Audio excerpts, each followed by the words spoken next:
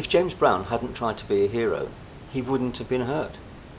Ricky Jones had planned this day over several weeks.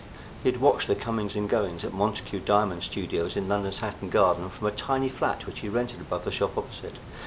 He knew exactly when the night guard would be replaced by the doorman. He knew what time the manager arrived in the morning and exactly when the staff went home from work. He even knew the times at which the police patrolled this famous street filled with some of the world's best-known jewellers. He had visited the studio on several occasions and made a couple of substantial purchases, so when he arrived that August afternoon he was greeted with the due deference loyal customers deserve. "Hello, Mr. Jones," said the doorman, raising his silk top hat and opening the door to the shop. But today Ricky Jones's visit was to be slightly different. He certainly expected to leave with some new pieces, but today he had no intention of paying for them. Most of the staff did exactly as Ricky Jones demanded. After all, he was the one holding the gun, but one young man, James Brown, decided that he was not going to allow the burglary to happen. It was an unwise move. He survived, but he would never work again. By the time the police arrived, he was well away from the scene of his crime. Inspector Grayson of the Metropolitan Police promised that it would only be a matter of time before Ricky Jones would be brought to justice. But he was wrong. 5 years later he retired, frustrated that he'd never got even close to Ricky Jones. At least that's what he thought. In fact, Mr. Jones took a lot of trouble to make himself invisible. The lush black hair was cut to a businesslike short back and sides and coloured a mousy shade of brown. His neat beard was gone.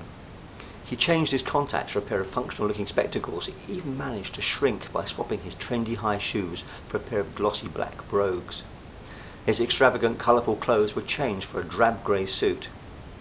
He took great pleasure in deliberately passing Inspector Grayson in the street unnoticed. Despite the burglary, Montague Diamond Studios remain one of London's most prestigious jewellers. The staff remained loyal, and most of the members that had witnessed the event all those years ago were still serving the firm's select clientele. The day was nothing special. Customers came and went. At a high desk in the corner of the studio sat Montague's new diamond expert, handling pieces with gloved hands and examining them through his eyeglass. He didn't actually need to work, but he was a man of means, but he got enormous pleasure in spending his days doing what he loved best, studying precious stones. The doorman announced the arrival of a young man in a wheelchair. The staff rushed to greet him.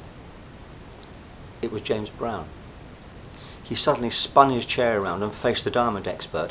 A gasp went round the room as James Brown produced a gun from beneath the blanket over his lap. "Hello, Mr. Jones," he said.